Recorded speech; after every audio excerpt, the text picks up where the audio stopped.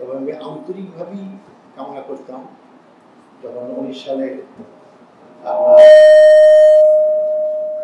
আপনার আদালতের যখন আমাকে ফাঁসির হুকুম দিল, তখন একদম মানসিক প্রস্তুতি নিয়ে দিয়েছিলাম যে আমি আল্লাহর কাছে হাজির হই, এবং এটাই জানার দেওয়া সহজ পথ। মানে এটা কোনো দ্বিধাদ্বন্দ্বস্বরেই করতেছে, এবং পরিবারের কাছে অবশ্যই মানে সব কিছু তাদের কাছ থেকে বিদায় দিয়েছি, এবং আমার যেটুকু মালামাল সব দিয়ে দিয়েছি। কিন্তু জানি না 19 সালের ডিসেম্বর দিকে করোনা হলো, আল্লাহ ওই করোনা থেকে জন্য করুণা হলো, মানে ডিলে হতে হতে হতে পরে প্রায় তো 7.5 বা 5-6 বছর মতো কন্ডেম সেলে ছিলাম, যেখানে ফাঁসি আসামিরা থাকে, আপনারা জানেন। তো সবচেয়ে কষ্ট হয়েছিল 2 নম্বর জেলে ফাঁসি, ওখানে সেই পুরাতন নম্বরের ফাঁসির সেল, দরজা সালাদ দাঁড়ানো কিচ্ছু নেই, খাওয়া নেই, প্রায় 10 মাস ছিলাম। যদিও নিজেই মিলে পরক্ষণে রাখা হয়েছে, কিছুদিন উনি খুব কষ্ট করেছেন। তবে 4 নম্বর জেলে আমি আসলাম, ওখানে তুলনামূলকভাবে একটু ভালো ছিল, কিন্তু রেস্ট্রিকশন, মানে যেখানে সাথে ফাঁসি যেতে পারি না। তো যাই হোক, আলহামদুলিল্লাহ সেখানে সময় কাটাতাম। তখন তো আপনাদের চিন্তায় আলোচনা করতাম না, জেলখানায় চিন্তা জেলখানাই করতাম, তারাই আমার সঙ্গী সাথী সবাই ছিল আর কি। এরপর তো আলহামদুলিল্লাহ 5ই আগস্টের পরে তো এই আশার সালা একটা পরিবেশ সৃষ্টি হলো। 5ই আগস্ট সকাল পর্যন্ত আমার ধারণা ছিল, যেহেতু আওয়ামী লীগের আগের দেশেও আমার জানা আছে যে তারা 1, 2, 5, 10, 20 হাজার লোক মেরে ফেললেও তারা ক্ষমতা থাকার চেষ্টা করবে, আর তারা মনে করে তাদের তো সুযোগ আছে। তো যাই হোক, আমার কাছে রাজনৈতিক অভিজ্ঞতার ভিত্তিতে 5ই আগস্ট যখন আমি সকাল 9 থেকে 10টার সময় টিএসসির দিকে অনেক লোক, তখন আমরা যে জেলখানা তো তখন ভয়ে অনেক গিলা হয়ে গেছে, অনেক কিছু প্রবেশ করতো, মেমোরি কার্ড ইত্যাদি আটকে যেত, ওই মাধ্যমে আমরা খবর পেতাম। তো দেখলেন যে একটা ছোট্ট বাচ্চা 5-6 বছরের পাশে পুলিশ দাঁড়ায় আছে, ওদেরকে ঘুষি মারতেছে। তো আমি তখন বললাম যে এই সরকার থাকতে পারবে না। বলে কেন? বলে এই বাচ্চা কীভাবে জানে যে পুলিশটা খারাপ, মারতে গেছে? তাহলে মানুষের মধ্যে এমনভাবে অবস্থা সৃষ্টি হয়েছে যে এই সরকার থাকতে জনগণ থেকে বিচ্ছিন্ন হয়ে গেছে। তারপরে তো ঘটনা আপনারা সব জানেন। এবার তো আলহামদুলিল্লাহ আমি আজকে মুক্ত হয়ে এলাম, সকালে জেল কর্তৃপক্ষ আমাকে মুক্তি দিয়ে দিয়েছে। তো আমি শুধু সংক্ষেপে এই কথা বলতে চাই, আমি কি জন্য গ্রেফতার হলাম? আমি তো চুরি ডাকাতি বা জমি দখল করে দিয়েছি, ওই অভিযোগও অভিযোগ করেনি। তাহলে অভিযোগটা আমি ইসলামী আন্দোলন করি। যখন নিজের ভাই ওরা সবাই গ্রেফতার হয়, এরপর তো প্রায় 1.5 বছর আমি আপনাদের ছেলে ছিলাম।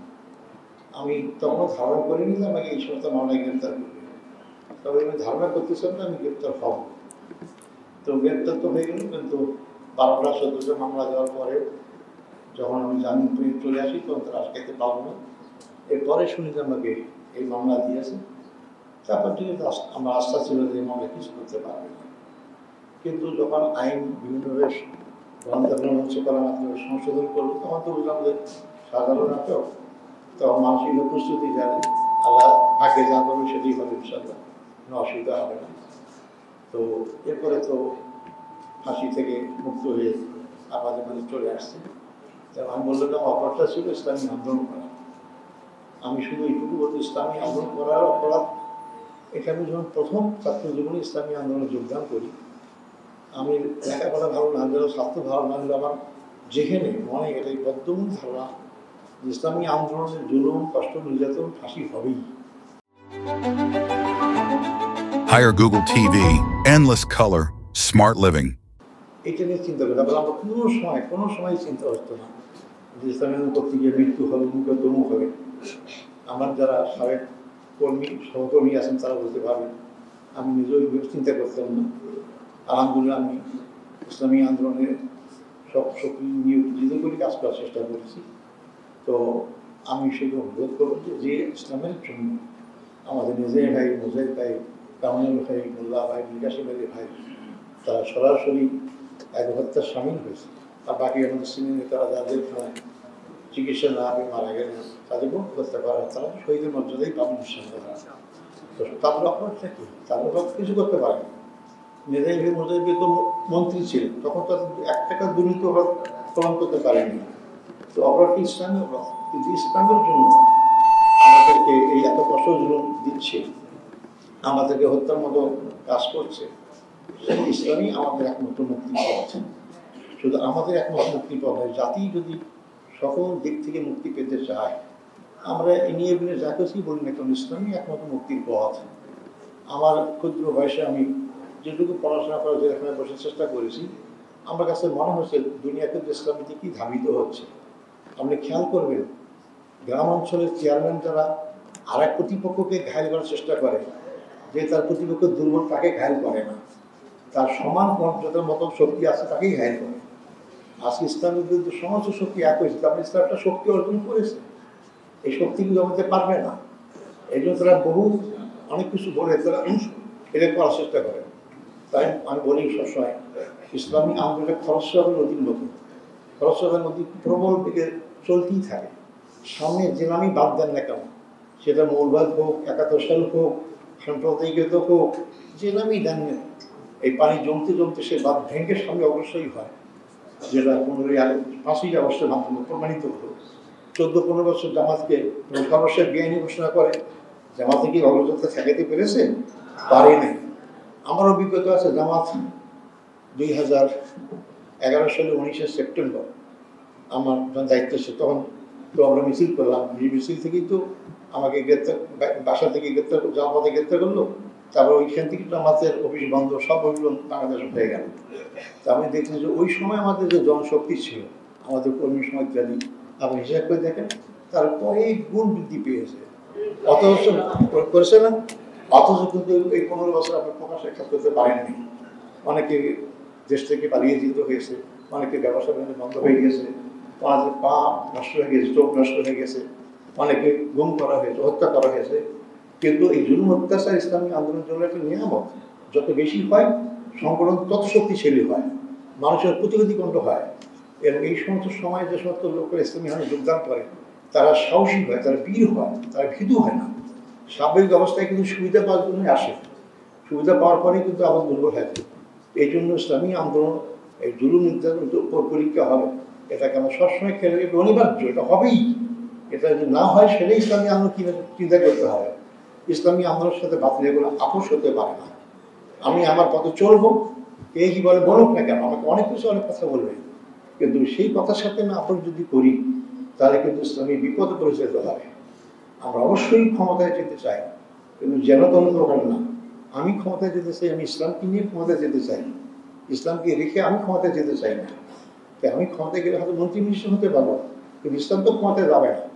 ইসলামকে সাথে নিয়েই ক্ষমতা দিয়ে চেষ্টাকে বলতে হবে, তাহলে সত্যি করতে আমরা ইসলামী আন্দোলন থেকে ইসলাম প্রতিষ্ঠায় কাজ করতেছি আমরা, সেই কাজটা আমাদের সার্থক হবে। যে সমস্ত ভাইরা শহীদ হলেন, তাদের সে শহীদের আকাঙ্ক্ষা তাদের শহীদ হওয়ার যে তাদের জীবনটা দেওয়া সার্থক হবে, আমি যে আপনাদের অনুরোধ করবো সেটা খেয়াল করবো। আর এই জন্য প্রয়োজন কি,